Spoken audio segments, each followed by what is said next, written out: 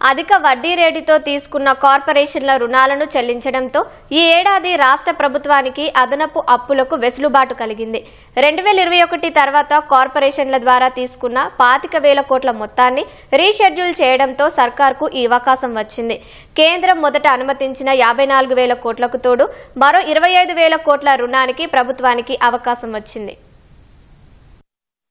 రాష్ట్ర ప్రభుత్వం రుణాల విషయంలో వ్యూహాత్మకంగా వ్యవహరిస్తోంది. అధిక వడ్డీ రేటుతో వివిధ సంస్థలు తీసుకున్న రుణాలను చెల్లించడం ద్వారా రుణ పరిమితికి లోబడి అదనపు అప్పులు తీసుకునే వెసులుబాటు కలిగింది. రాష్ట్ర స్థూల ఉత్పత్తిని పరిగణలోకి తీసుకుని ఎఫ్ఆర్బీఎం పరిధికి లోబడి బాండ్ల జారీ ద్వారా అభివృద్ధి అప్పులకు కేంద్ర ప్రభుత్వం ప్రతి ఏటా అనుమతి ఇస్తుంది. కార్పొరేషన్లు వివిధ అవసరాల కోసం తీసుకునే రుణాలు ఈ పరిధిలోకి రావు. వాటికి రాష్ట్ర ప్రభుత్వం కేవలం గ్యారంటీ మాత్రమే ఇవ్వాల్సి ఉంటుంది. ఆయా సంస్థలే ఆ అప్పులకు వడ్డీలు చెల్లించాల్సి ఉంటుంది. అయితే ఆదాయం లేని కొన్ని కార్పొరేషన్ల అప్పులను రాష్ట్ర ప్రభుత్వమే చెల్లించడంపై గతంలో కేంద్రం అభ్యంతరం చెప్పింది. ప్రభుత్వ బడ్జెట్ నుంచి చెల్లింపులు చేసే కార్పొరేషన్ రుణాలను కూడా ఎఫ్ఆర్బీఎం పరిధికి లోబడే పరిగణిస్తామని స్పష్టం చేసింది. వాటిని పరిగణలోకి తీసుకుని ప్రతి ఏటా అభివృద్ధి అప్పులకు కేంద్రం అనుమతిస్తోంది. ప్రస్తుతం రాష్ట్ర ప్రభుత్వం కార్పొరేషన్ల ద్వారా అధిక వడ్డీలకు చేసిన రుణాలను రీషెడ్యూల్ చేయించుకుంది. 2021 తర్వాత కాళేశ్వరం కార్పొరేషన్, జలవనరుల